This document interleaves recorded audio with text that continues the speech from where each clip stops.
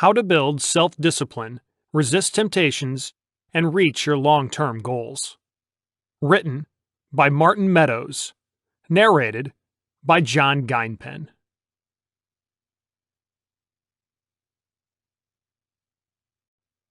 Download my other book for free.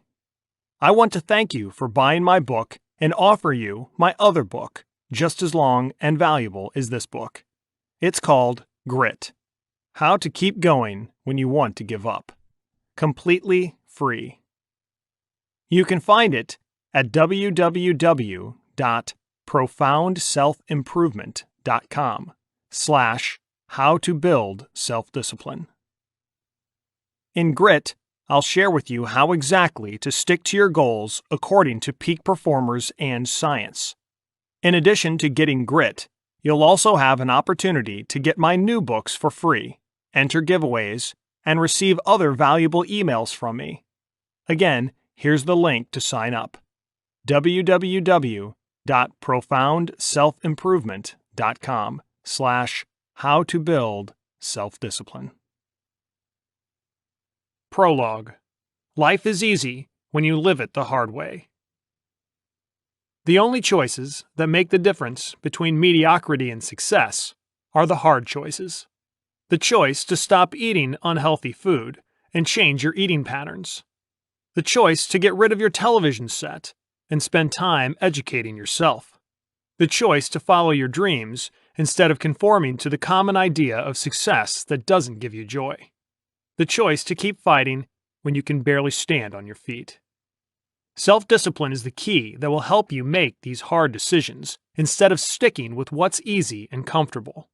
People who focus on instant gratification, things that are safe, easy, and comfortable, rarely reach their long-term goals. How do you build self-discipline in your life? How do you resist short-term rewards in order to reach your long-term goals? This book is the answer to these questions. Although I've been a self-disciplined person ever since I can remember, thank you, Mom, I always seek more information and advice about making myself more effective at resisting temptations. I abstained from food for over 40 hours. For 2 months, I took 2 5-minute-long ice-cold showers every single day. I went on a strict diet and lost over 30 pounds in 12 weeks. On more than several occasions, I ran in shorts in -4 degrees Fahrenheit for 30 minutes. I lifted heavy weights to the point I saw stars in my head. I wrote over 100,000 words in a single month, which amounts to a 400-page-long novel. Why the hell do I do all these crazy things? The answer is simpler than you think. No, I'm not a masochist. I do them to test my boundaries and discover how far my self-control goes. I have no doubt there's nothing more important to a successful life than to maintain a high level of self-discipline and keep growing on a daily basis. Hence, I challenge myself. I want to find out if I can resist the temptation to eat after fasting for almost 2 days, or go home when the frigid air makes my legs go numb. My experiments help me understand myself better and teach me useful things about self-discipline, things that can be applied to everyone's life. Don't worry though, you don't have to make yourself go through my crazy experiments, although it wouldn't hurt you. Your willingness to understand how self-discipline works and applying this knowledge to your life is all you need to change yourself. Whether you want to learn how to stick to your new eating pattern or transform your entire life, you'll find out how to do it in the following pages. Most of the advice shared in this book is based on scientific research referenced at the end of the book. To help you get the most out of the book in the shortest possible time, I decided not to go into details about each study. Instead of sharing with you the detailed why, with confusing and boring descriptions of studies, I will share with you the how.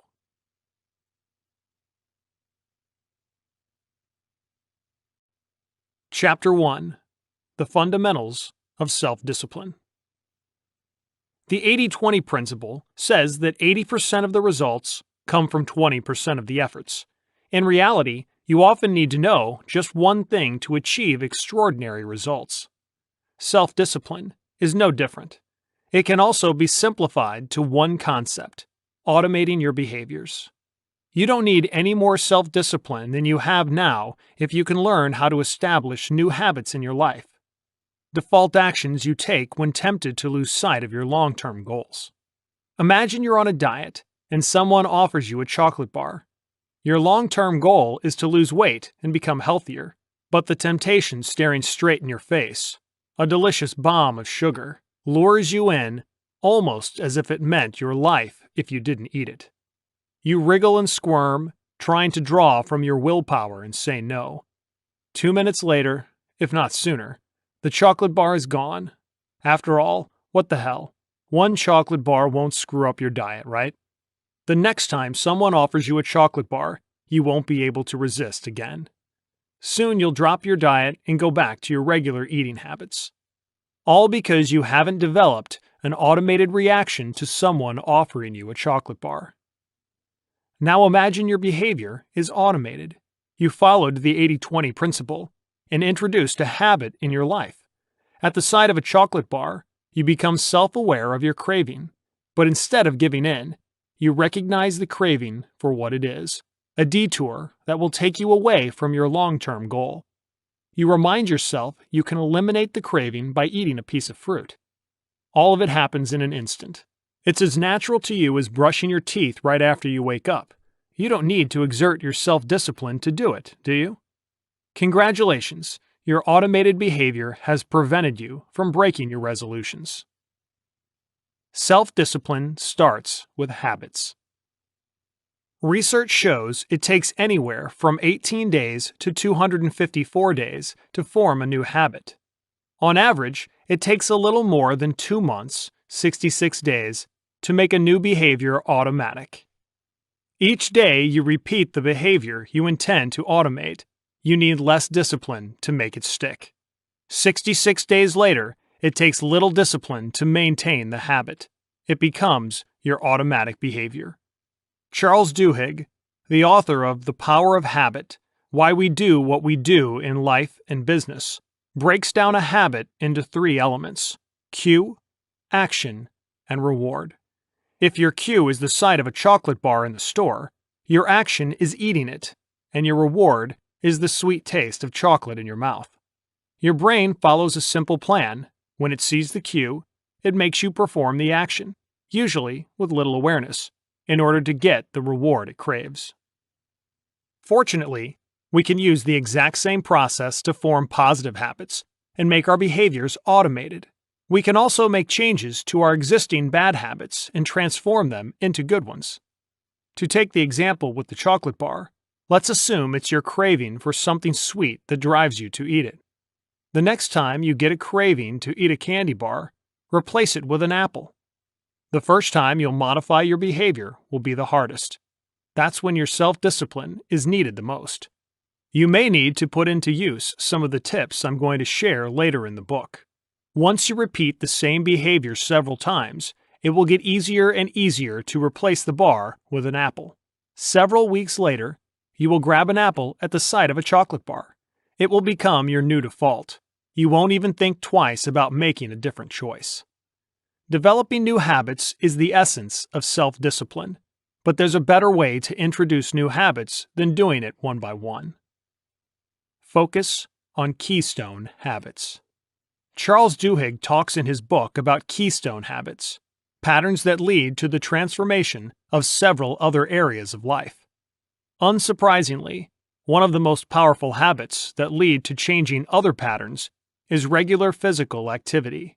Studies show that regular physical activity may lead to reduced overeating, smoking, alcohol consumption, and risk-taking.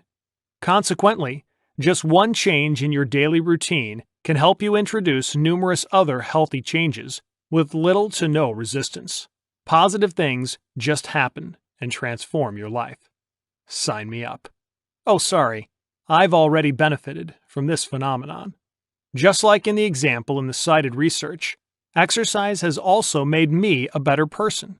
When I started weightlifting, I went from a weak and overweight person with an unhealthy diet to a healthy, strong, and fit male. Today, all the little unhealthy habits that were part of my life before I started exercising don't exist anymore. It's even better than that. I have a natural resistance to go back to an unhealthy diet or other bad habits that used to rule my life. When someone offers me a bag of potato chips, I don't need any discipline to say no. It's just not a part of my new personality to eat it. Another keystone habit that can help you make changes in your life with much less discipline than tackling each of them separately is food journaling. Research shows that people who journal their intake of food ate less and made healthier choices. Besides the habit of writing down what they ate during the day, none of the participants was encouraged to change any other habits. The change, as in the case of exercise, happened naturally. I also used food journaling to keep track of what I ate. It helped me understand the amount of energy and nutrients each food provides, and how to use it either to lose weight or to build muscle. Both exercising and food journaling are two keystone habits that can transform your life. But what if you already have a healthy diet and exercise regularly? Keystone habits don't stop at just these two behaviors. You can apply Duhigg's findings in any other area of your life and look for other keystone habits. Here are some potential keystone habits you can develop in your life and expect a positive chain reaction. Number 1. Meditation. There are at least 20 scientifically proven benefits of meditation that carry over to all areas of life. We'll talk about meditation in more detail in a later chapter. Number 2. Waking up earlier. Even waking 15 minutes earlier can bring a huge change in your life by letting you start your day with less stress and in no hurry. Reduced tension in the morning can help you improve your relationships with other people and become more effective at work. Number 3. Trying a new thing every single day. Stepping outside your comfort zone and doing things you have never done before will help you discover new hobbies, meet new people, and face your fears. Number 4. Saving money. No matter what you think about money and happiness, a couple of months of savings can make only positive changes in your life, leading to decreased stress and more financial safety that spills over to other aspects of your life. Number 5. Expressing gratitude for things you're thankful for. Studies show that writing down 3 things that went well on a given day led to steady increases in happiness. Is willpower a resource? Several authors, such as Kelly McGonigal and Roy Baumeister, describe willpower in their books as a limited resource that needs to be managed. Their findings, based mostly on Baumeister's research, seem interesting. Our willpower works like a muscle, and we can both strengthen it and fatigue it. Their model suggests willpower depends on our blood glucose. When it drops, so does our self-control. In other words, hungry people were more likely to make bad decisions. It didn't feel right to me. I follow an unusual eating pattern by fasting for 16 to 20 hours every single day and eating in a short 4 to 8 hour window. Yet, I don't magically give in to temptations during my period of fasting. If anything, it gives me more clarity. When researching information for this book, I found evidence that their advice might indeed be wrong. Robert Kurzbaum and his colleagues believe that the hypothesis of willpower as a resource that can be resupplied with glucose is unlikely to be correct. A German study confirms Kurzbaum's beliefs. Some studies even show that the amount of your willpower depends on whether you believe it's limited or not, and definitely not on your levels of blood sugar. Confusing, huh? When writing this book, I decided to adapt both points of view without the controversial get some sugar to restore your self-control. The second most important thing to learn how to live a more disciplined life is to understand how important self-awareness and motivation are and how they can help you stick to your resolutions, low blood sugar level or not. And that's what we're going to cover in the second chapter. Here's a quick recap of the fundamentals of self-discipline. On average, it takes 66 days to form a habit. Once you make a certain behavior automatic, you won't have to rely on your self-discipline to keep doing it. When presented with a specific cue, you will automatically react to it just like you trained yourself to. It's the simplest way to introduce more self-discipline in your life. Keystone habits give you the best bang for your buck. If you haven't already done so, introduce a habit to exercise on a regular basis. If it's already part of your routine, consider meditation, waking up earlier, expressing gratitude, saving money, or trying one new thing every day. Chapter 2. What is your why? The most basic definition of self-discipline is the ability to control your urges in order to meet your long-term goals. The key word here is your long-term goals, your reason why you say no to instant gratification. The second best thing to stick to the promises you made to yourself is to have a strong why and remind yourself of it when faced with a temptation. Let's imagine your goal is to get healthy and lose weight. That's a fine goal, but it won't work when someone tempts you with a piece of chocolate. This goal isn't specific enough, and it doesn't elicit a powerful emotional response. Let's switch it to something more specific. You want to lose 20 pounds by the end of the year to fit into your sexy red dress or suit. Replace it with any other favorite piece of clothing that makes you feel good. Imagine how light and young you will feel when you wear it. How happy and healthy you will be in control of your diet and your fitness. Now look at that piece of chocolate. Is it really worth it to give up this powerful vision for a short burst of sugar? Grab an apple instead and feel good knowing you're still on track. There's one thing missing in this technique, though. Pause and think about your why in full details. Think about what you hear, what you smell, what else you feel. The goal is to give yourself at least a minute to take your mind off the craving. When you slow down, your body will restore its ability to resist a temptation. If you make an impulse decision when faced with a craving, your choice is rarely going to be aligned with your long-term goals. That's the technique you can use when you're faced with a temptation. It's not an effective way to motivate yourself on a daily basis, though. The common approach of visualizing your goal is more likely to get you off track than to help you get closer to your goal. Let's explore why. The proper way to visualize. UCLA researchers Leon B. Pham and Shelley E. Taylor conducted an experiment that compared standard visualization, imagining the moment you achieve the goal, with sports visualization that focuses on visualizing the process, used by the likes of Michael Phelps, one of the top Olympic swimming medalists. Their findings confirmed that visualizing the process in detail is more effective than imagining the goal, a single event. Imagining the goal, thanks to dopamine, more on that in a later chapter, lets you enjoy the feeling of reward without actually doing any work. Consequently, you lose the drive to strive to reach your objectives. How should you visualize your goals to become more disciplined then?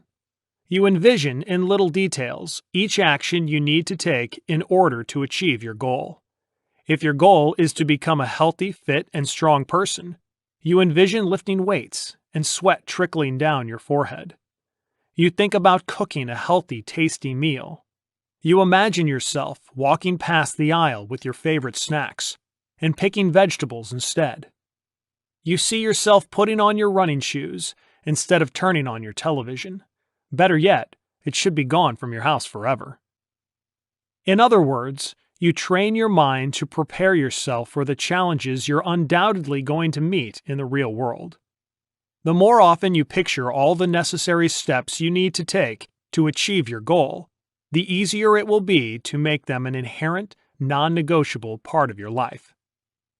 When you switch your mind from event-oriented to process-oriented, magic will happen. Be selective in your life.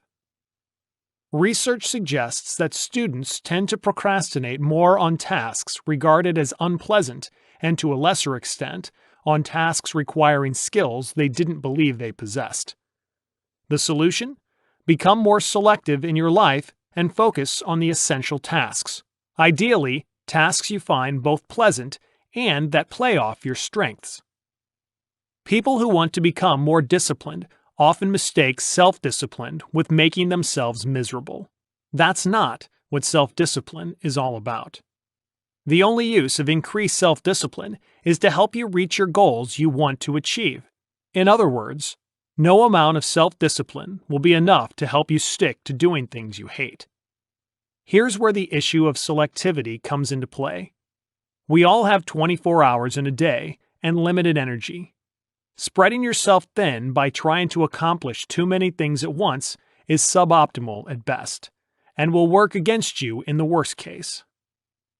That's why the first step to introduce more self-discipline into your life is to form keystone habits.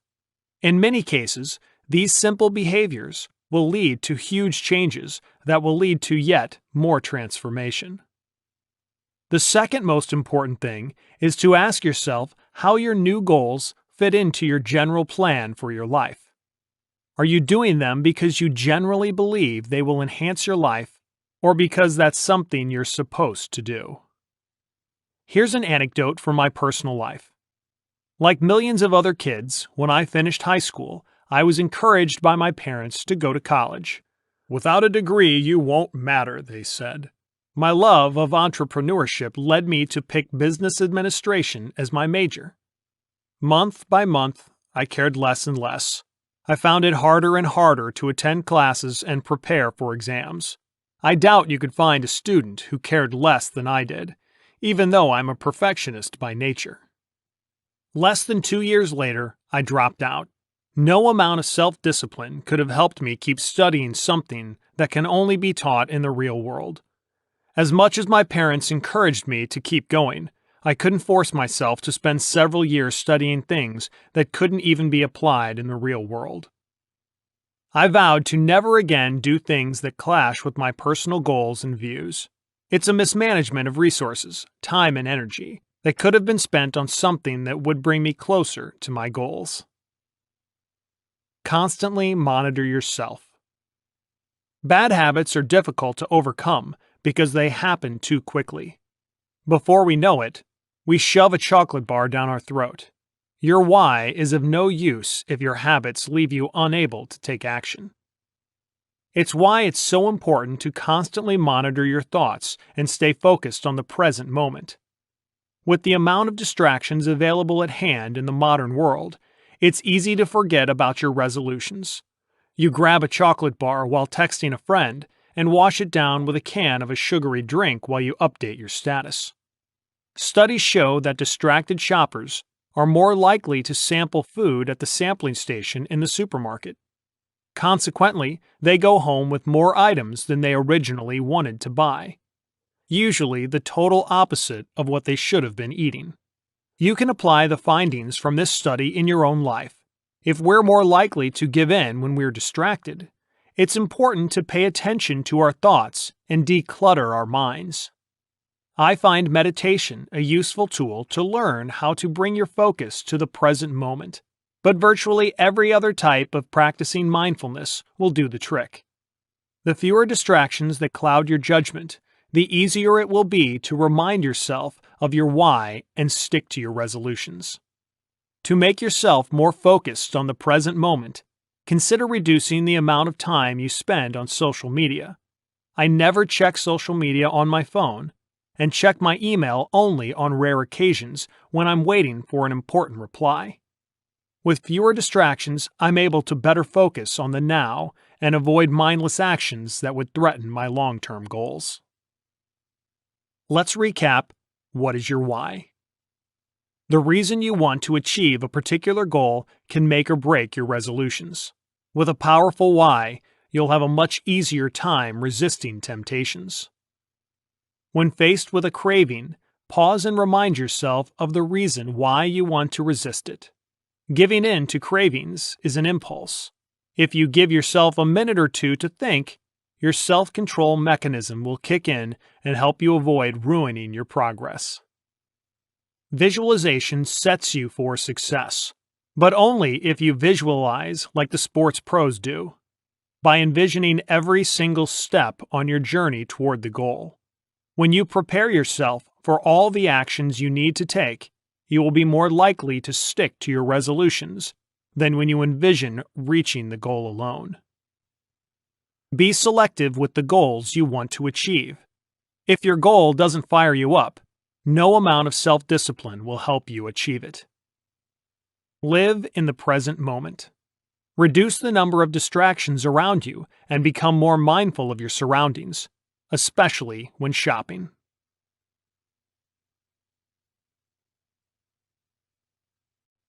Chapter 3: Dopamine, Your Enemy and Your Friend. Dopamine is a mind-numbing complex neurotransmitter whose role in our bodies I leave to real scientists to explain.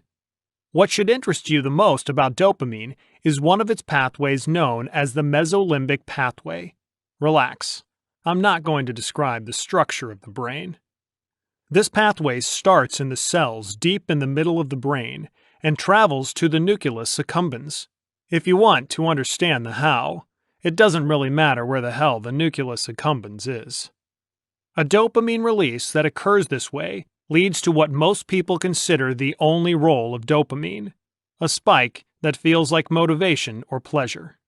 Drugs, sex, and exercise all lead to a surge in dopamine, which gives us a feel-good sensation. In reality, though, dopamine has little to do with happiness. Its release happens each time you're presented with a cue you associated with a reward. The mere sight of a cue, say a cigarette, will increase the level of dopamine in the nucleus accumbens. It produces a craving that, if not met, will lead to a decrease in dopamine. As all of us can attest, an unmet craving and subsequent drop in dopamine doesn't feel good. That's one of the reasons why it's so hard to resist a temptation. Your brain works against you, making you fixated on obtaining the reward signaled by the cue. What you get when you give in and satisfy the urge isn't even happiness. It's just relief from the anxiety of not getting what your brain wanted. What can we do to have a fair chance against dopamine? The most important technique is to be aware of a dopamine rush and cues that cause it. Self-awareness will help you mitigate the clouding effect of dopamine on your decision-making process. Dopamine responds to thought, sight, smell, and taste. It's an impulse that encourages you to satisfy a craving right here, right now. The effect of a dopamine rush is the strongest when the reward is right in front of you. The less available the reward is, the more chances you'll have of resisting it. If you always cave to temptation when you see a chocolate bar on your desk, get it out of your sight. The mere act of opening a drawer can be enough to help you exert your self-control. Better yet, get the chocolate bar out of your house and reward yourself only when you schedule it. If you're shopping, avoid wandering into the aisles with foods that will trigger your reward center. For increased self-discipline, eat before you go shopping to be less sensitive to the scents and sights of food. Dopamine seeks instant gratification, which is rarely aligned with your long-term goals. Fortunately, the mechanism that makes the temptation so irresistible gets weaker with time. Waiting on a craving for, say, 10 minutes will either make it go away completely or reduce its intensity. How do you deal with a dopamine rush when a thought about a cue appears in your mind? It all comes back to your big why. Acknowledge your craving and let the feeling wander through your body. Then switch your attention to the reason why you're resisting it. If possible, come up with a short-term reward that signals getting closer to your big goal. For instance, looking at yourself in the mirror and seeing a change in your appearance. No matter what you do, don't obsess about letting go of the thought of the temptation. Just like saying, "Don't think about a pink elephant," will make you think about one, so will "Don't think about this tasty sweet piece of cake" keep you thinking about what you want to forget. Dopamine can be your friend too. Although dopamine can work against you, it's not an evil neurotransmitter just waiting to find yet another temptation and break your long-term goals. Insert maniacal laughter. Its mechanism can also help you modify your bad behaviors and turn them into good ones.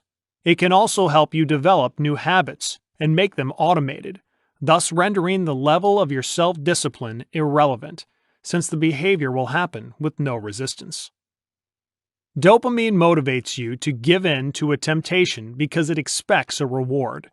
It responds to a cue that your brain associated with a specific outcome, like the rush of sugar. Bad rewards aren't the only rewards your reward center craves, though. If you train your brain to react with a dopamine rush at the sight of your running shoes because of the reward coming right after it, say a smoothie, you'll find yourself craving to get outside and jog.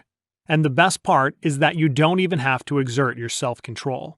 It's your dopamine that motivates you to perform the task. The key to dopamine is that it produces the most powerful rush when the reward is in sight. If you want to form a habit to jog 3 times a week, you can associate it with drinking a smoothie when you go back home, or reading a book for an hour, or an afternoon nap. When your brain starts associating the cue, putting on running shoes, with the reward, a smoothie afterward, it will work to help get you off the couch. If you're separated from your goal by several weeks or several months, break it down into smaller actions and reward yourself for each one. Motivation will build up as you achieve small wins. A smoothie delivered right after the workout will motivate you much better than the vision of getting fit several weeks or months from now. Even something as simple as listening to your favorite music while running can be enough to help you stick to a new habit. How can you motivate yourself by using the promise of reward? What gets you going and can make an unpleasant chore easier to perform? Here are several rewards you can test to introduce new routines into your life with less resistance. Number 1. Food. Obviously, if you're trying to lose weight, you should reward yourself with healthy, low-calorie snacks, fruits, nuts, vegetables. Number 2. Experience. Experiences give us more lasting happiness than things. Consequently, it's better to motivate yourself with the promise of going out with your friends than buying a new piece of clothing or a new gadget, especially if you're trying to develop a habit to save money. Number 3. Music. Studies show that music reduces the perception of effort at low to moderate intensity of exercises by approximately 10%. The perspective of listening to your favorite tracks while jogging will reduce the resistance to get your body moving. Number 4. A break. A common time management technique, the Pomodoro technique, helps with procrastination because it breaks down every task in a 25-minute block. After 25 minutes, you get a 5-minute break. Scheduling such breaks helps you get to work. The promise of a break produces a burst of dopamine and reduces distractions. Number 5. A nap. Motivate yourself to perform a task by promising yourself a short nap afterwards. A short 15-minute nap will increase your alertness and help you focus on other tasks for the day. Number 6. Plan something pleasant. Since the vision of holidays is too far off in the future, a better alternative is to reward yourself with browsing through travel magazines or websites and researching potential destinations. Planning is half the fun and works like a charm to motivate yourself to finish a project. Number 7. Relieve the tension. Get a massage, cuddle with your partner, meditate, go to a sauna, or take a walk. If you know there's a stress-relieving reward waiting for you right after finishing a given task, you'll have an easier time doing it. Number 8. Novelty. Dopamine responds to novelty. If you have a hard time leaving home for the gym, come up with a new exercise you're going to try. Try a climbing wall instead of running on a treadmill, or attending a different fitness class or changing your workout. If you struggle with sticking to your new eating habits, eat something new, but still healthy. Number 9. Variation. Variation works similar to novelty. Mix things up. Perform fewer reps and more sets. Choose a different route for your daily jog. Add new spices to your staple meals. Small changes can be more than enough to encourage you to stick to your goals. Let's recap dopamine, your enemy and your friend. Dopamine makes you anxious to get a reward triggered by a specific cue. Identify what makes you crave things you want to give up, and wait until your craving fades away. Don't obsess about getting rid of the thoughts of your desires from your head. It will be counterproductive and make you even more prone to give in. Accept all thoughts that come up in your head and let them go naturally without tension. Use dopamine to get you anxious to perform actions that will bring you closer to your goals.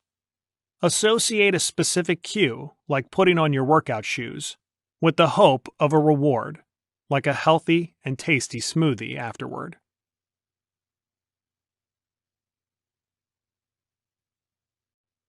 Chapter 4: 5 Practical Ways to Train Your Discipline. You can also introduce more discipline in your life if you make an effort to train yourself to control your urges and emotions. There are several main techniques to increase your self-control and become better at resisting instant gratification. In this chapter, we'll cover some of the most effective ways to do so. Meditation. Meditation trains your mind to focus on one thing, your breath. It takes a lot of willpower to fight distractions and sit still, even just for a couple of minutes.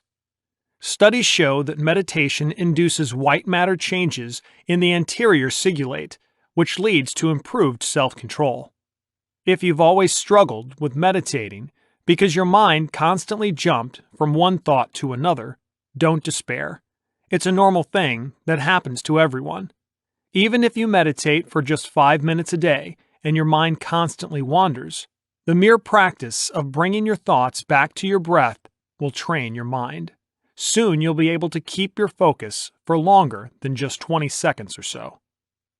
If you want to introduce meditation in your life, start small. In the beginning, I don't recommend sessions that are longer than 5 minutes.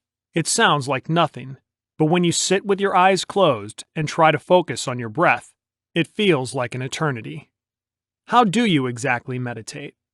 While you can read a book or two about different types of meditation, it's not necessary for self-discipline purposes. The key in meditation is to focus on the present moment and sensations traveling through your body while you sit still. Here's a simple step-by-step explanation of how to do it. Number 1. Sit still in a comfortable position. Don't stand up. Don't lie down. Sit in an upright posture. Forget about the cross-legged lotus position you know from movies, unless you're super flexible. The 3 most common positions for beginners are sitting at the edge of the chair with your back straight. Yes, it can be as simple as that. No need for exotic positions. Sitting cross-legged. It's easy and common among beginners, but I find it too straining for my back. Hence, I prefer the 3rd option. Seiza position. Fold your legs underneath your thighs and rest your buttocks on your heels. For more comfort, you can put a pillow under your rear. You can use a simple app to limit your session to 5 minutes, or set an alarm on your phone. Just don't use an obnoxious, loud alarm that will give you a heart attack. Number 2. Close your eyes and focus on your breath. Simple counting. 1.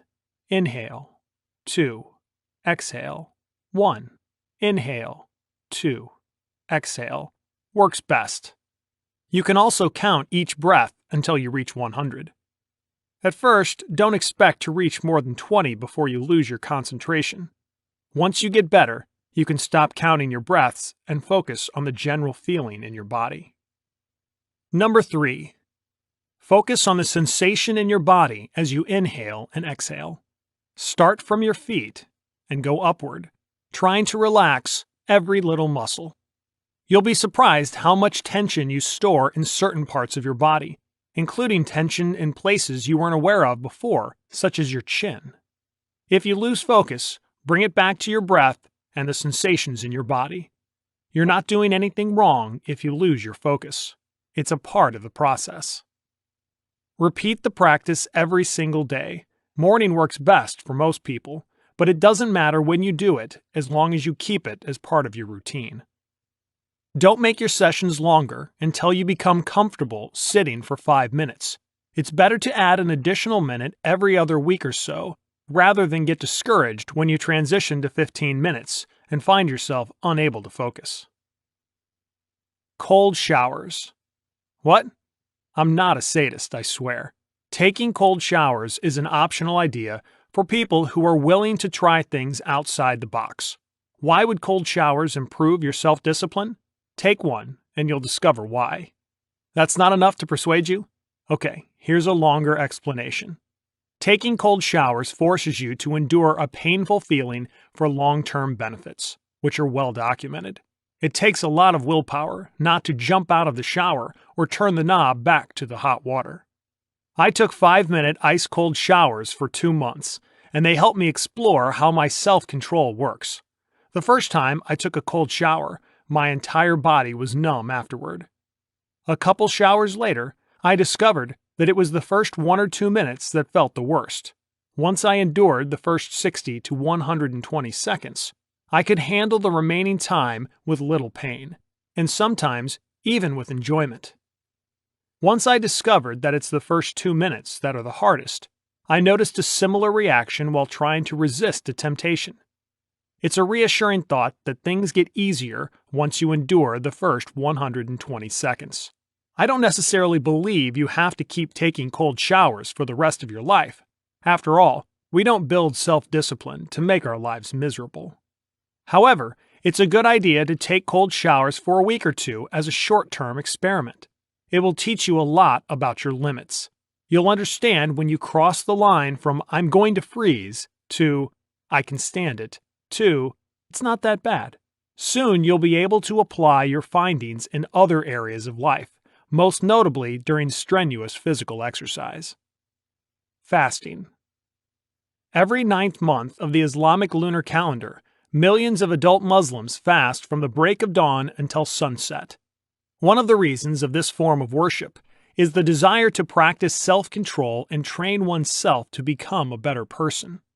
Abstaining from food works in a similar way as taking cold showers, although it helps you build long-term self-discipline. A cold shower takes 5 minutes, while fasting takes at least 14 to 16 hours to benefit from it.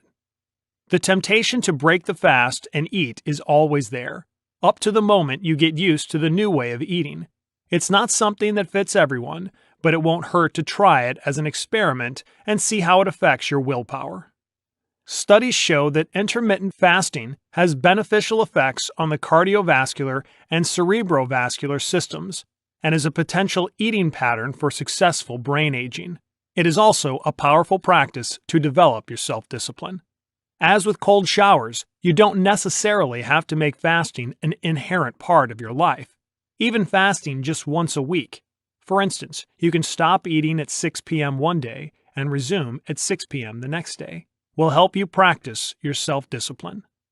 An additional benefit of fasting is that you will develop a healthier relationship with food and possibly lose some weight. You don't need to eat 5 meals a day to lose fat or stave off hunger. Neither does fasting reduce your cognitive performance, sleep, or mood. I fast for 16 to 20 hours every single day, and if anything, it has only improved my life. I no longer feel extreme hunger. I always find it funny when my friends die from hunger a couple of hours after eating a meal. And eating no longer controls my schedule. Sometimes I don't eat until late evening. I recommend fasting at least occasionally. You can skip a meal or two, stop eating for a full day, or temporarily change your eating pattern. You can always go back to your usual patterns if you find it's not for you. Control small things and monitor yourself. Just like meditation can help you become more disciplined by focusing on the act of breathing, so can little challenges in your everyday life help you become better at self-control. For instance, many people have a tendency to slouch. It might be you right now. Make it a challenge to keep your back straight throughout the day. Do you have a habit of swearing when you're stuck in a traffic jam? Resist the temptation and switch your mind to something more positive. Additional self-control will help you manage your anger better. Do you leave your bed unmade when you wake up? Resist the temptation to leave it unmade and spend 2 minutes making it as perfect as if you expected someone to come over. Do you always want to prove other people wrong? Exert your self-control to put an end to this behavior and keep your tongue behind your teeth. You can also use various online tools and apps to track the small things in your life: your spending habits, time spent browsing through entertainment sites, time spent watching TV. Self-monitoring will help you pick new challenges that will help you improve your self-control. Start with one little thing and get better at controlling it. Increase the difficulty by picking a thing that is a bit harder to control. Keep challenging yourself to gain more control over the little things in your life you usually do mindlessly. Go beyond the first feeling of fatigue. Sir Roger Bannister, who was the first man to run the mile in less than 4 minutes in 1954, said in 2000, "It's the brain, not the heart or lungs, that is the critical organ. It's the brain." Studies show that the first feeling of fatigue is an emotion, not the signal that your body is spent and can't go on any longer. Consequently, you can learn how to exert more self-discipline when you decide to go past the first feeling of fatigue and see how much further you can push yourself. Obviously, the easiest area where you can introduce this finding is exercise. If you go to the gym, don't be afraid to go past your original limits and see if you can push a little bit more. Make it a priority to do it in a safe way, though, with the proper form and a spotter to help you.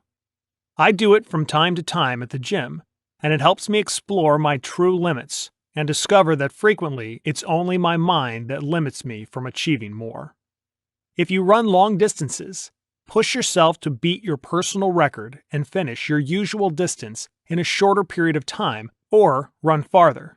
As with weightlifting, don't hurt yourself in the process. Don't push so far that you injure yourself. Going beyond the first feeling of fatigue will help you move your limits and increase your capabilities to control yourself under overwhelming pressure. After all, if you can push through extreme exhaustion and complete yet one more rep with a heavy bar on your back, you can also resist the temptation to eat a chocolate bar, right? Let's recap 5 practical ways to train your discipline. Meditation helps you train your self-discipline by forcing you to focus only on your breath. It also teaches you how to resist distractions and live in the present moment. If you want to begin meditating, start small with 5-minute-long sessions. Cold showers, although extremely painful during the first minute or two, can help you deal with challenges better. Consequently, you'll be more at control when faced with an overwhelming temptation to give in. Fasting, even infrequent, will help you better control your urges. It's especially useful for people who want to change their relationship with food and become better at controlling cravings. Learning to control small things can help you control bigger things. Treat it like a workout and start from monitoring simple things, then go on to harder things. Test your boundaries. The first feeling of fatigue is your body's reaction under stress, but it doesn't mean you can't go on any longer. Push your limits to see how much more self-control you can squeeze out of yourself.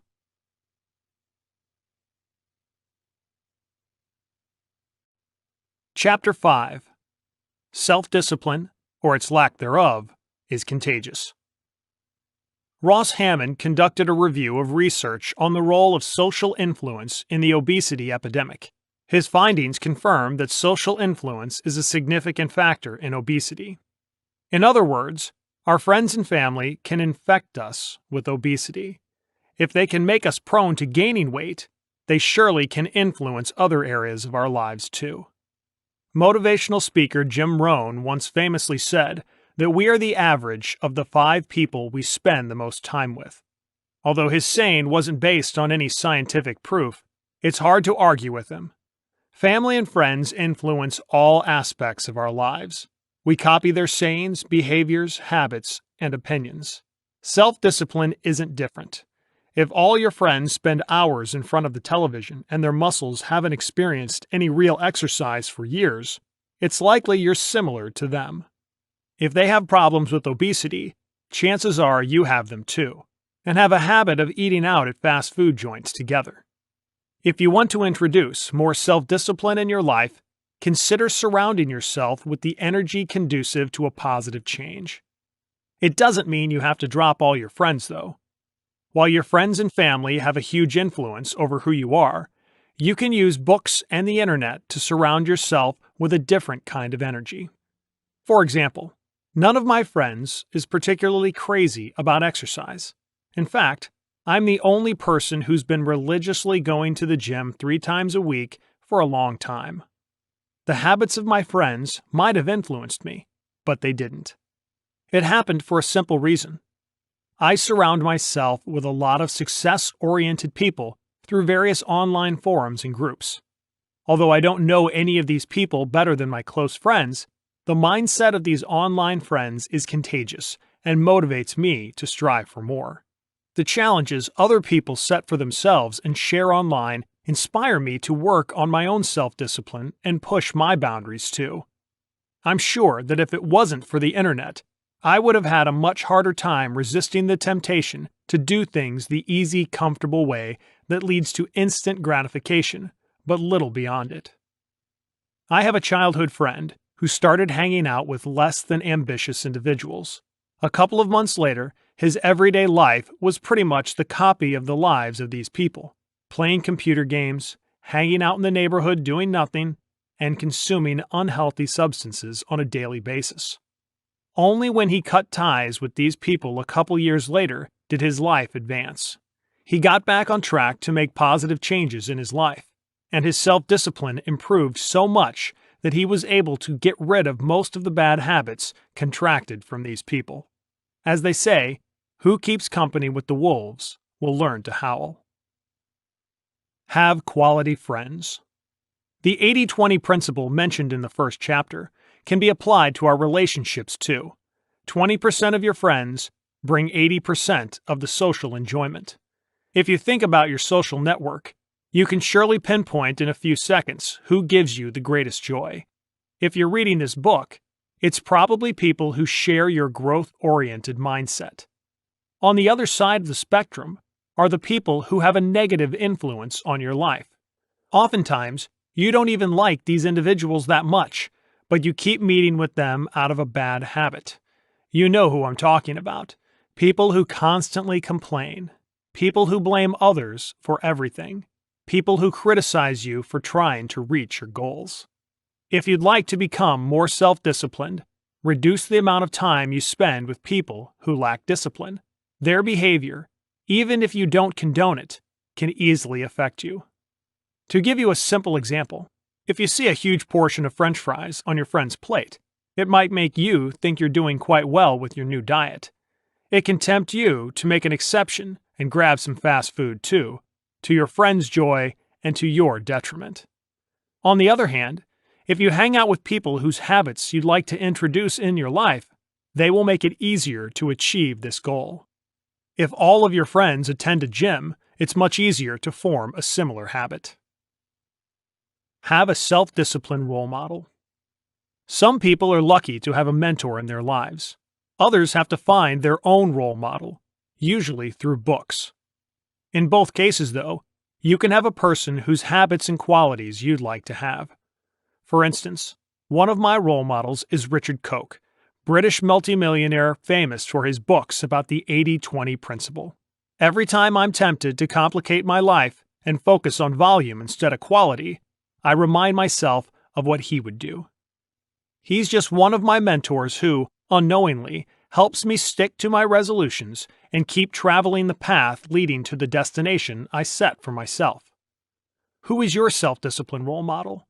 Whose values, habits, and qualities would you like to possess? It doesn't have to be anyone famous. Your family members can be great role models too. Now, what would this person do when tempted to break her resolution? What would she say if she saw you eating that chocolate bar instead of sticking to your new eating habits? Have a self-disciplined partner. If you're trying to form a new habit one of your friends also wants to introduce into her life, partner up with her to keep each other motivated and accountable. Your self-discipline, combined with the self-discipline of your friend, will result in a synergistic effect that will keep you going even during days when you'd like to give in. Ignore haters. Every time you set out to accomplish something in your life, you'll use your self-discipline to help you say no to instant gratification and keep the big picture in your head. Unfortunately, with accomplishments come haters, people who dislike you because they're jealous of your success. These individuals don't even have to be some anonymous people from the internet. It might as well be a member of your own family or one of your friends. Instead of making it blatantly obvious, they may hide their contempt with jests. While tempting to respond to these people, it's a good self-discipline exercise to focus on your goals and pay no attention to such distractions. The time and energy you would spend trying to straighten haters out, not going to happen, is better spent on bettering yourself. I like to say there's always something good in everything bad that happens to us. Haters are no different. I use the disbelief or jealousy of other people as motivation to stick to my long-term goals. To give you an example, if someone would tell you with viciousness you're looking today like you looked a couple of months ago, despite your regular workouts, you could use it as fuel for your workouts. You could strive to prove this person wrong, but not with the intention of shoving it in her face. Quite the contrary. You would find the joy in accomplishing your goals despite others. Like they say, the best revenge is living well. If there's anybody in your life who's driving you crazy with her nasty remarks, channel your energy toward your goals. As an additional exercise, you'll learn how to resist the temptation to argue with someone. Nothing good ever comes out of arguing. Let's recap: self-discipline, or its lack thereof, is contagious. People around you can affect your self-discipline. If you hang around people who exhibit negative habits, you're more likely to develop them in yourself. If you spend time with growth-oriented people, you're more likely to grow along with them. Find a self-discipline role model or get a self-discipline partner. Each time you're tempted to give in, remind yourself of how disappointed your role model or partner would be if she saw you losing to your urges. Ignore people who'd like you to fail because it would prove they are failures.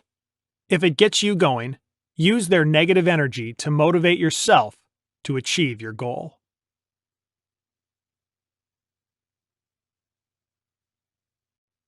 Chapter 6: 7 Traps That Challenge Your Self-Discipline. There are many traps that can challenge your decision to become more self-disciplined and resist certain temptations. In this chapter, we'll cover some of the most common dangers for your self-control. Your future you isn't as different as you think. Studies show that due to a phenomenon known as temporal discounting, people value immediate gains over future rewards. Moreover, they consider their future selves as strangers. As a result, you may fail to save money for the future. After all, why save money for a stranger? And introduce other changes that would benefit you in the future. The rate at which people trade current dollars for future dollars is known as the personal discount rate. A high personal discount rate is positively correlated with impulsiveness. Research shows that heroin addicts have higher discount rates for delayed rewards than non-drug users. For a more common everyday example, non-drug users with a high discount rate would rather get 1 chocolate bar now than 2 in an hour. A study performed on the real-world data from the military drawdown program of the early 1990s showed that people faced with a choice to get an annuity and a lump smaller sum now chose the latter option, even though they would receive at least 17% less money by choosing instant gratification. Studies conducted by Elke U. Weber and colleagues suggest a solution to this problem. Instead of thinking about the reasons why you should choose instant gratification, think about the future reward first. This weird trick switches the order in your mind, making you choose between future reward and accelerating consumption, when it's easier to resist the reward you can get now because you don't want to lose the vision, instead of instant gratification and delaying consumption, when it's harder to resist the temptation since you don't want to lose the instant reward. For instance, when you see a chocolate bar on your desk, think about the future reward first, a healthy body and mind, and then compare it to the present reward, a brief burst of energy. Your mind will consider the second choice less attractive than if you switched the order and treated delayed gratification as the loss of the chocolate bar. Envisioning your future self, whether you motivate yourself by imagining your feared for or hoped for future self, is another helpful technique to increase your self-control. Scientists at McMaster University conducted an experiment that proved the effectiveness of this technique. People who imagined their future selves, either feared for or hoped for, reported they exercised more. Another study confirms the effectiveness of thinking about your future self to delay gratification. Try both approaches. Spend a minute or two thinking about the best version of yourself, the kind of person you want to become. Then imagine the worst kind of person you never want to become. Which image motivates you to stick to your goals and say no to instant gratification? Keep in mind, this exercise isn't about visualizing your success. It's just about bringing your future you closer to the current day to encourage you to take care of your future. I'll wait until I feel like doing it. Are you making excuses or making changes? I'll wait until I feel like doing it. In other words, it means never. If you find you're assuring yourself you'll start as soon as you feel like doing it, revisit your goals. Self-discipline depends on your motivation. With no motivation, there's little to no self-control, no matter how disciplined you otherwise are. Remember my story with the college. I should have listened to myself before I enrolled. All of us sometimes make the wrong decisions and set the wrong goals. If you find yourself constantly procrastinating, chances are it's not the right goal for you. What if you catch yourself making such excuses with important keystone habits? Then it's time to go back to the drawing board and come up with a more powerful why. Let's say your original reason to lose weight was to make others jealous of your new body. If you find yourself constantly postponing the day of introducing new eating habits, perhaps it was the wrong reason. In general, a powerful, encouraging goal is based on an internal motivation. You'll get much more drive from your internal need to become a better person than from trying to please someone, make someone jealous, or enjoy other trivial external benefits of reaching your goal. Men working out to attract women, women losing weight to seduce men. While there's nothing wrong with making a trivial motivation a part of your why, your main reason for change should come from within you, your own desire to become healthier, stronger, richer, etc. Research conducted in an academic context of motivation suggests that intrinsic personal goals, health, personal growth, affiliation, community contribution, increase both the short-term and long-term persistence of learning that intrinsic personal goals, fame, physical appearance, financial success.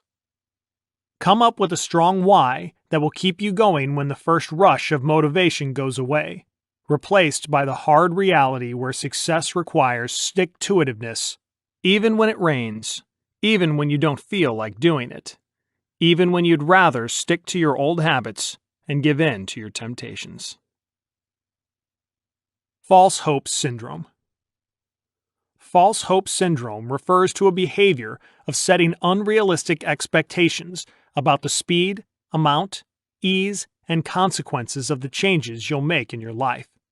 It's sort of like a vicious cycle.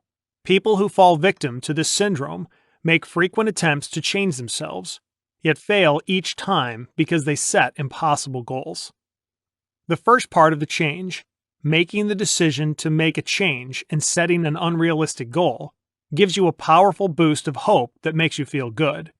It's typical instant gratification. You haven't achieved anything, but you already feel like you're on top of the world, or just an inch from reaching it.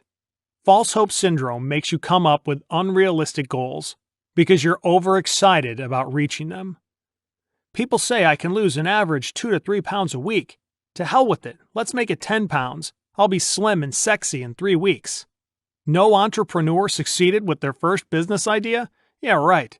I'll be a multimillionaire in a year. There's a limit on how much muscle my body can take on in a week? Nah, that's some nonsense. I'll gain 30 pounds in 6 weeks like this guy from the ad. Each of these examples sets the person up for failure. Once they start making actual changes with a cold mind, they will notice how difficult their goal is and how unlikely it is to achieve it. The delusion quickly turns to resignation, which leads to breaking their resolutions. And just like that, they're back to square one. While trying again and again is worth applauding, it's a foolish thing to keep giving in due to the same cause. The next time you're setting your goals, and especially if they're related to something that you have little idea about, set your mind on the action steps you need to take to reach your goal. And although dreaming big is an admirable quality, find out what average people achieve and adjust your goals accordingly. Thanks to this simple change in your attitude, you won't get discouraged by not reaching your unrealistic expectations. Decision fatigue. A study conducted on judges uncovered a disturbing finding. When judges were tired of making repeated rulings, they tended to stick to the status quo. More specifically, the percentage of favorable rulings dropped gradually from 65% to nearly zero within each decision session, and returned to 65% after a short break. A study on making choices and self-control demonstrated that making several choices led to reduced self-control, exhibited, among others, by reduced persistence and increased procrastination. President Obama once said in an interview, "You'll see I wear only gray or blue suits. I'm trying to pare down decisions. I don't want to make decisions about what I'm eating or wearing, because I have too many other decisions to make." His decision to reduce the number of decisions he's making every single day helps him make better decisions when faced with more important matters than the color of his suit. Dean Spears of Princeton University argues in his paper that decision fatigue is one of the reasons why the poor stay poor. Since they have less money to spend, each financial trade-off leaves them with less and less self-control than the people who have more disposable income. By the time the poor are at the cash register, they can't resist buying a snack or other products displayed there, thus spending more money than they intended. Studies also show that decision fatigue can lead to decision avoidance. In the presence of too many choices, people tend to stick with the status quo. If you're trying to make a positive change in your life, it can mean choosing the unhealthy food you've been eating instead of picking one of the healthy alternatives. You can also learn from these findings and reduce the effect of decision fatigue on your self-discipline. It all comes down to simplification. First and foremost, reduce the number of trivial decisions you make in your life. For instance, spend less time and energy choosing what to wear in the morning.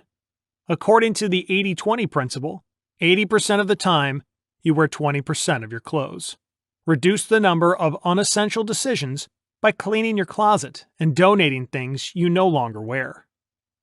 The easiest way to get rid of clothes you no longer wear is to ask yourself a simple question. If I don't own it, how much would I pay to get it? If you wouldn't be willing to pay for it, or you would pay very little, why keep it? Another way to avoid decision fatigue is to reduce the number of choices. For instance, if you're in a restaurant and you have a hard time picking your meal, choose the first 2 meals that caught your attention and decide between them. Better yet, ask the waitress to choose for you and have more self-control to resist the dessert. Last but not least, put to use the findings of the study with judges. If you want to make the right decision, do it after a break, not before it. And to stay on the safe side, do it in the morning when you've yet to make hundreds of little decisions. Stress. Have you ever given in to a temptation you vowed to resist because you were angry or stressed out? Well, the better question to ask would be, who hasn't? An Australian study on students shows that stress depletes willpower. Students who were stressed because of exams reported an increase in smoking and caffeine consumption. Their diet and sleep deteriorated. They struggled with controlling their emotions, exercised less, paid less attention to household chores and self-care habits. They also cared less about commitments and spending. The moment your mood goes sour, your brain starts searching for a solution to make you feel better. Usually, it means looking for an easy way to get a reward, and so you turn to the very thing you want to avoid: dopamine-releasing activities, such as eating, drinking, smoking, shopping, surfing the internet, playing video games, and so on. Most people underestimate the effect of stress on their lives. Everything goes well until it doesn't. Your body breaks down and you're left with no power to face daily tasks, let alone exert self-control to better yourself. Since physical activity is one of the best ways to reduce the level of stress, it should be the first keystone habit to introduce in your life. If you already exercise on a regular basis, here are a few more ways to reduce your stress. Number 1. Read a book. Reading a book in silence is a simple way to forget about the world around you and restore your energy. Number 2. Go for a walk, especially in nature. Studies show that exercise in green spaces, such as forests and parks, promotes well-being and recovery from stress. Number 3. Meditate. We already discussed how powerful it is. Number 4. Get a massage. Some people consider it awkward to get a massage from a stranger, even though it has been proven to be a powerful way to alleviate stress. Number 5. Spend time with friends and family. Enjoying the company of people close to you will help you forget about your troubles, and once you focus on your problems again, they will be easier to solve. Number 6. Cuddle or have sex. Physical intimacy, even a simple hug, results in the release of oxytocin and serotonin, two powerful stress-relieving hormones. Number 7. Listen to music. Music helps relieve stress and improves mood. Studies have also found it has a small pain-relieving effect. The key to reduce stress effectively is to focus on techniques that provide a longer stress-relieving response, not a quick release of tension. Dunning-Kruger effect, the restraint bias, and the empathy gap. In 1995 in Pittsburgh, Pennsylvania, a man named MacArthur Wheeler decided to rob a bank. Instead of wearing a ski mask, like any other robber, he smeared lemon juice on his face, packed his gun, and left his home. His logic? Lemon juice can be used as invisible ink that becomes visible only when you hold the piece of paper close to a heat source. Hence, he concluded, security cameras wouldn't see him. I can hear you laughing. It was broad daylight when he entered the First Savings Bank and demanded money with a gun in his hand and no mask on his face. He had the magic lemon juice, remember? Then he proceeded to rob another bank. A few hours later, the police watched the surveillance tapes from the banks and decided to show the robber's face on the evening news. An hour later, an informant identified MacArthur Wheeler. When he saw the police on his doorstep, a surprised Wheeler said, "But I wore the juice." Seriously, you can't make this stuff up. Wheeler's genius robbery inspired two scientists from Cornell University, David Dunning and Justin Kruger, to research incompetence and inflated self-assessments. The result of their study was what we now call the Dunning-Kruger effect, a cognitive bias in which unskilled people overestimate their abilities, while highly skilled individuals underestimate them.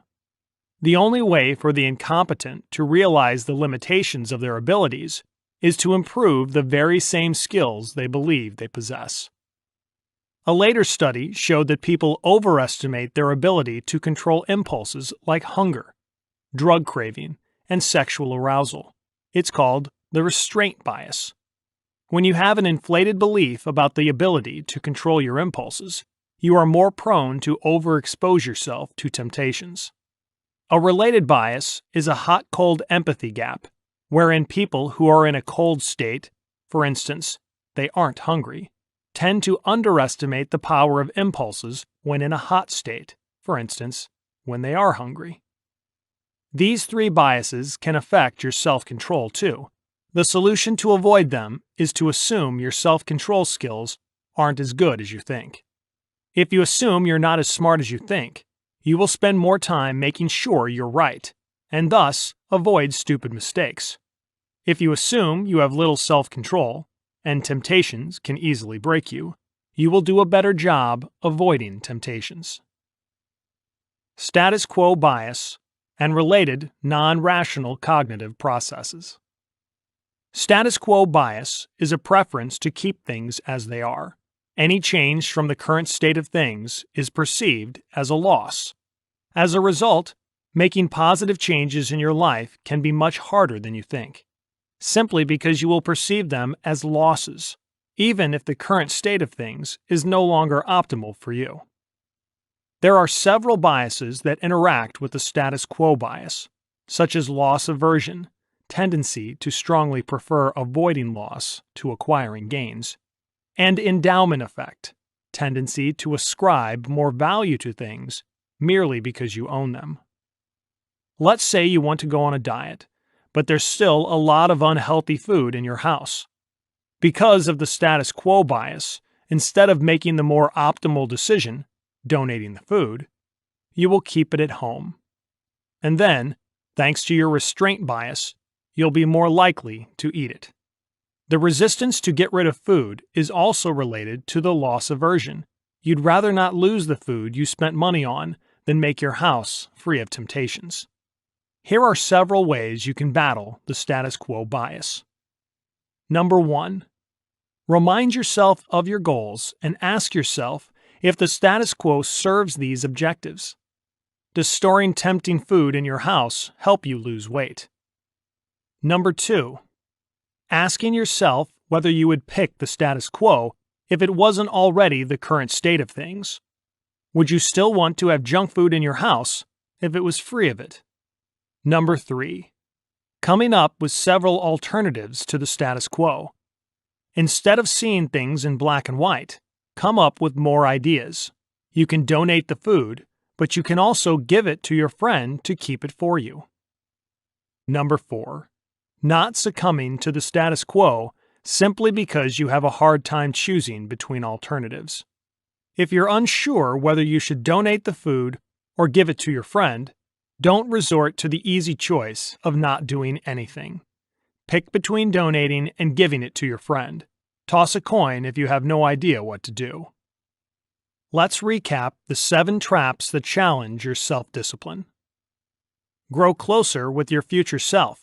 People who prefer to get less now instead of more in the future are more likely to give in to temptations and fail at achieving their long-term goals. When faced with the possibility of an instant gratification, think about the reward from your long-term goal first. It tricks your mind, making it easier to stay disciplined. If you want to wait until you feel like doing something, reconsider your motivation. Come up with a goal fueled by inner motivation, health, personal growth, affiliation, community contribution, then external motivation, fame, physical appearance, financial success. When setting new goals, be aware of the false hope syndrome. Don't set unrealistic goals you're unlikely to meet, as they will discourage you and make you fall off the wagon sooner rather than later. The more decisions you have to make, the worse the quality of your decisions will be. Spend your decision-making energy wisely. Reduce the number of decisions you take each day to reduce the effect of decision fatigue in your life. Make important decisions after a break or early in the day. Stress kills your self-control. Make it a priority in your life to keep your stress levels in check. If you need to relax, choose activities that will promote long-term well-being rather than techniques that will result in a short burst of relief. People with little self-control tend to overestimate their ability to control their urges. Assume you're not as good as you think to avoid overexposing yourself to temptations. Avoid the status quo bias by asking yourself if the status quo serves your goals. Asking yourself if you would still choose it if it wasn't in place. Coming up with more choices and not choosing the status quo because it's difficult to make a decision.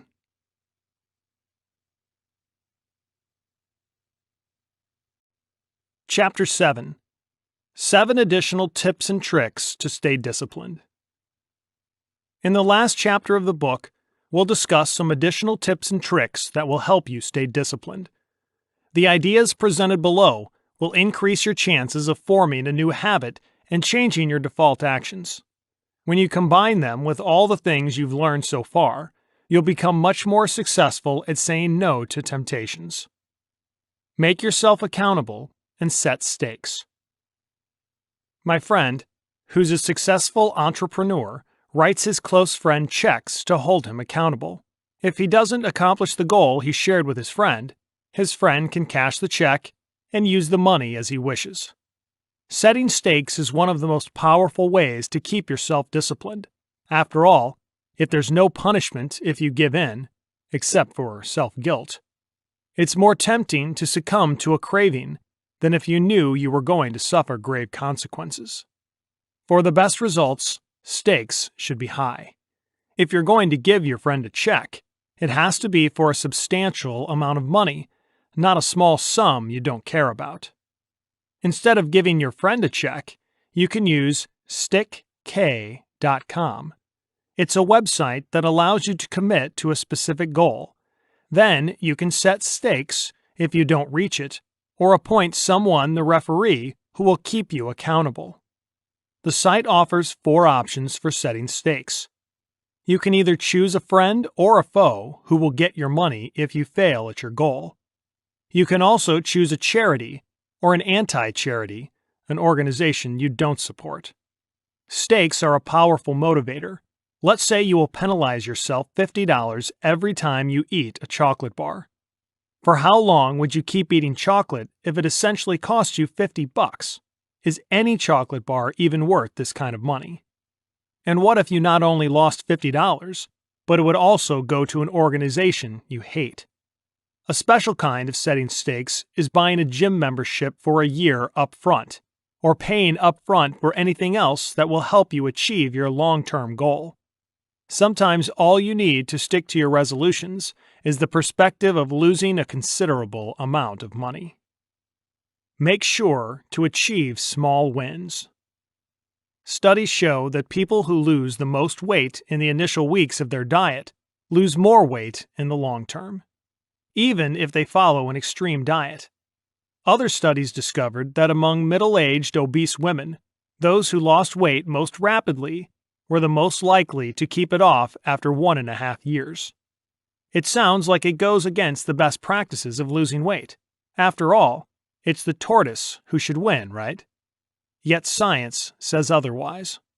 When you think about it in the context of self-discipline, the reason why it works this way is simple. People who lose the most weight in the first 2 to 3 weeks of dieting are encouraged by their initial success to keep going. The string of small wins helps them stick to their resolution, even when the effect of initial rapid weight loss wears off. You can apply these findings into every area of your life that needs more discipline. Want to save enough money to cover your living costs for 3 months? Set a goal to reach $100 in savings first, then $250, then $500. Want to lose weight and change your eating habits? Consider a diet that brings quick results in the short term but can be maintained for a long period of time. Want to stop worrying so much? Set a goal to stop worrying for just 1 day, then try 2 days in a row, then 3. or try to stop worrying about just one specific thing in your life. Then 2, then 3. The first small wins will encourage you to keep going and boost your motivation to make permanent changes in your life. Put roadblocks. We cave in to temptations because of an impulse. One second we see a chocolate bar, the next second it's in our mouth. We see a discounted item we don't need, and then we find ourselves paying for it at the cash register. If you're an impulsive person, put roadblocks that will serve the role of your self-discipline. For instance, if you have a habit of buying discounted things just because they're discounted, don't carry a credit card with you. Replace it with a small amount of cash. If you always go to your favorite fast food restaurant after work, set up a meeting right after your job so you can't repeat your behavior. If you want to stop mindlessly surfing the internet while working, turn off your Wi-Fi card or use an application that will block access to the internet or the sites that distract you. Make choices before they become emotional. Prevention is the best medicine, and so is planning for your temptations. If you're always hungry at 3 p.m., pack a healthy lunch instead of grabbing your spare cash and getting a chocolate bar from a vending machine. If you want to stop arguing with other people and know a person who always drives you crazy, come up with a plan to avoid this person. When you plan for situations that can challenge your self-discipline too much, you reduce the risk of giving in to a temptation. Consequently, you prevent cravings instead of fighting against them. Schedule indulgences. Tim Ferriss is the author of the wildly popular fitness book, The 4-Hour Body. In the book, he describes the slow-carb diet, a diet that focuses on eating foods with a low glycemic index. Entire groups of food are restricted, but it isn't what makes the diet easy to stick to and so effective. This diet, with the addition of some extreme modifications, helped me lose over 30 pounds in 12 weeks. What makes it so powerful is the cheat day, a scheduled day on which you're allowed to eat anything you want, as much as you want. Tim Ferriss has no delusions. People give in to cravings, especially when they're dieting, and there's little he can do about it. Consequently, he decided to allow the dieters to indulge themselves one day a week. In addition to making people stick to the diet better, a cheat day actually helps you lose weight instead of slowing down your progress. Just like it's easier to work for 25 minutes if you know there's a 5-minute break coming soon, so is dieting more bearable when you know that in 6 days you'll be allowed to stuff yourself with whatever you want. You can adopt the idea of a cheat day to your other habits too. For instance, if you want to exercise more, schedule 1 day per week that you can spend at home with zero physical activity. You don't necessarily have to follow through, but it will be a powerful boost to know that you can. If you want to start a new business and work on it every single day before and after work, set 1 day per week that is free of any kind of work. No matter what your habit is, you can find a way to give yourself a short break that won't ruin your progress. In most cases, the result will be the total opposite. You will be more motivated to keep going. Tie habits together. As we already explored in the first chapter, habits will help you automate your behaviors and introduce changes in your life without exerting huge amounts of self-control. What I didn't mention in the first chapter, though, is the idea that you can combine your existing habits with new good ones. For instance, if you always brush your teeth right after you wake up, associate the act of brushing your teeth with a short meditation session afterward. Once you establish a new pattern, brushing your teeth will remind you of the meditation. When you establish the habit of meditating after brushing your teeth, you can add another good habit on top of these 2 habits. Say, writing down 3 things you're grateful for. Stacking habits on top of the existing ones is easier than coming up with completely new cues and routines, and will help you form habits with more ease. Just get it going. Best-selling author Jack Canfield once said, You don't have to get it perfect, you just have to get it going. When you feel overwhelmed and ready to give up, tell yourself you'll try something for just 5 minutes, and then you can stop. When you start, and 5 minutes pass, more often than not, you'll want to keep going. What's hard is starting, not continuing once you get it going. For instance, if you introduce a habit to exercise for 30 minutes 3 times per week, tell yourself you'll put on your running shoes and go for a quick 5-minute jog around the block.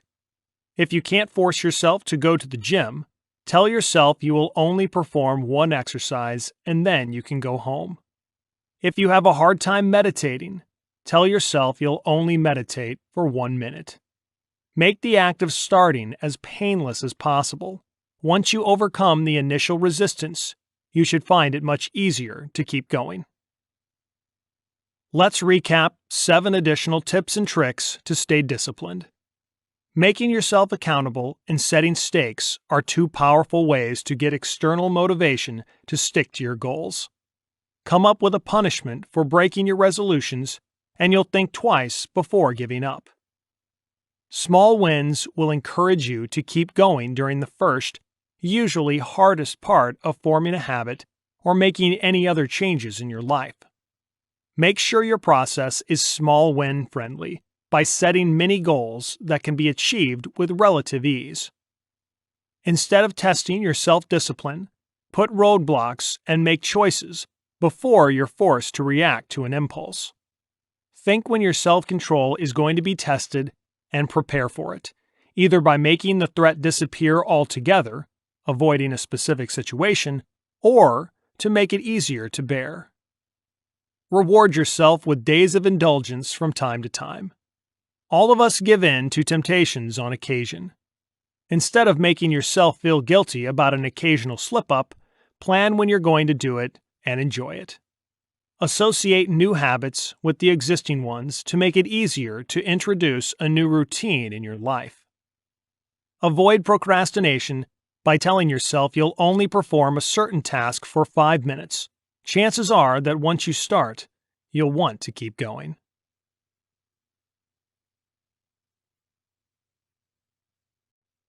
Epilogue.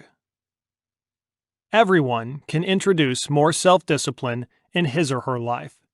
I hope that what you've just read will help you introduce new changes in your life and stick to your resolutions even when faced with temptations. The most important thing to remember from this book is that self-discipline relies heavily on your motivation and habits. If you have a powerful reason for all of your initial struggling, you'll want to keep going even when life will test you with temptations around every corner. Set goals that fire you up but aren't impossible to reach. Beware the false hope syndrome.